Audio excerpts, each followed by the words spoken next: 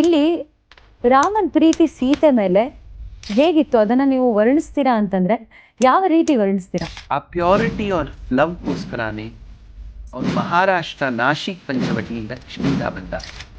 ಇಲ್ಲಿ ಸುಗ್ರೀವನ ಜೊತೆ ಒಂದು MOU ಸೈನ್ ಮಾಡಿದ, ಮೆಮೊರಾಂಡಮ್ ಆಫ್ ಅಂಡರ್ಸ್ಟ್ಯಾಂಡಿಂಗ್. ಭಾರತ ದೇಶ ಕೊನೆಯಲ್ಲಿ ಹೋಗ್ಬಿಟ್ಟು ಅಲ್ಲಿಂದ ಸೇತು ಕನ್ಸ್ಟ್ರಕ್ಟೆಡ್ ಬ್ರಿಡ್ಜ್. ನಾವು ತಾಜ್ ಮಹಲ್ ತಾಜ್ ಮಹಲ್ ತಾಜ್ ಮಹಲ್ ಅಂತಾನೆ ಹೇಳ್ತಾ ಇದೀವಿ.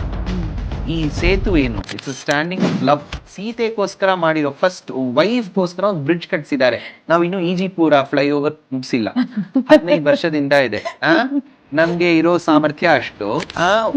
5-6 ದಿವಸದಲ್ಲಿ ಒಂದು ಬ್ರಿಡ್ಜ್, ಅದು ಯಾರ ಜೊತೆ? ನಾವು HR ಅಂತ ಹೇಳ್ತೀವಿ, ಹ್ಯೂಮನ್ ರಿಸೋರ್ಸಸ್. ಅವನು ವಾನರ ರಿಸೋರ್ಸಸ್ ಇಂದ ಮಾಡ್ಬಿಟ್ಟ. ಸೊ ಬೆಟರ್ ಈಜಿಪುರ ಫ್ಲೈಓವರ್ ವಾನರನ ಕಟ್ಸ್ಬೇಕು. He went all the way to Lanka. What more example of love do we want? Let Taj Mahal be there for both a monument and tea.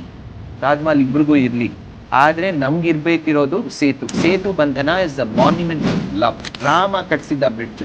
ನೀವು ಹೇಳಿ, ಇದೇ best love. ಸೀತಾರಾಮನಿಗೆ ಇರೋದು love best.